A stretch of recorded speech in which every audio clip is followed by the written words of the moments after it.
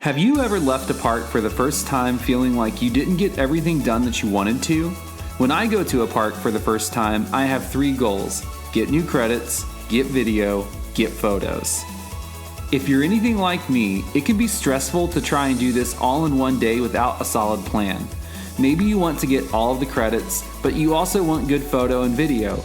Or you want to get good photo and video, but you don't want to sacrifice getting those credits. While it's not groundbreaking or perfect, here's how I approach accomplishing these goals when I visit a new park.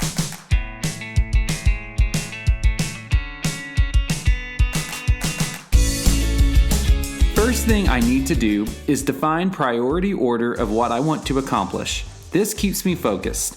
I'm easily distracted, and that can cause me to miss out on what I really want most, especially if I don't have a lot of time. When I visit a new park, the priority is to get the new credits. Knowing my goal is to eventually get to 500 credits, it's pretty easy for me to set this as the priority. After getting all the credits, I get all the video I can.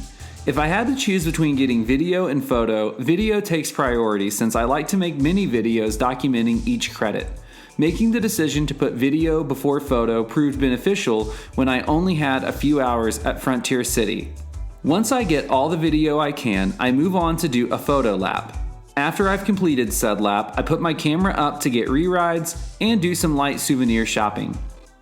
One thing about this system is that if I see a good photo angle while I'm on my initial credit lap, I'll take the photo with my phone to serve as a reminder to take the same picture with my camera on my photo lap.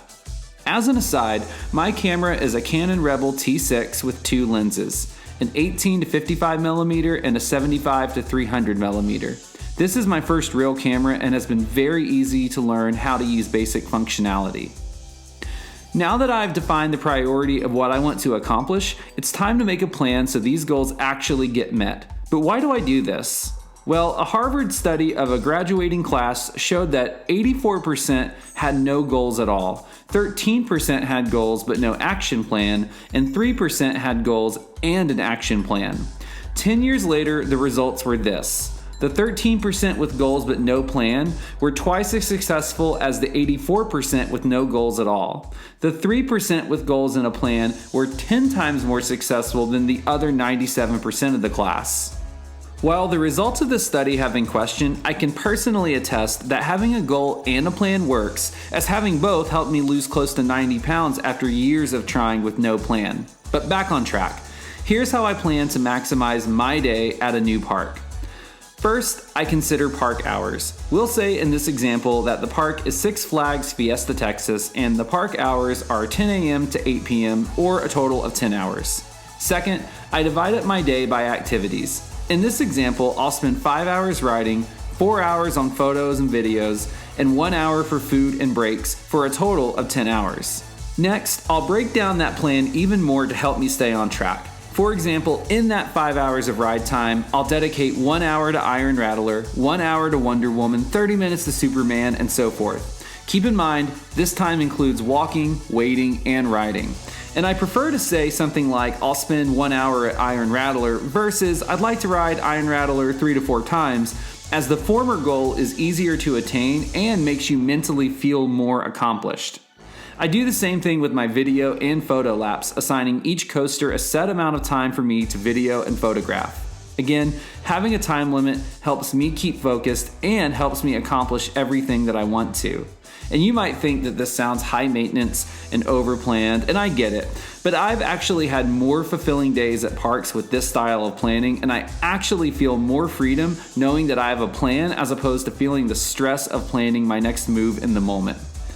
Of course, no matter how well you plan, you have to acknowledge that there are things out of your control that can derail the best made plans. Things like weather, ride maintenance, unexpected crowds, vehicle problems, travel delays, the list goes on, and each one has happened to me personally. And of course, no plan will be perfect. Dwight Eisenhower once said, "In preparing for battle, I have found that plans are useless, but planning is indispensable. When things go off script, and they will, the act of planning will help you adjust and still have something close to the day you planned." As I said at the beginning of this video, this is just my approach and it's not groundbreaking. My hope though is that you have picked up a couple of ideas that will help you have a better experience when you visit parks with multiple goals in mind. Thanks for watching.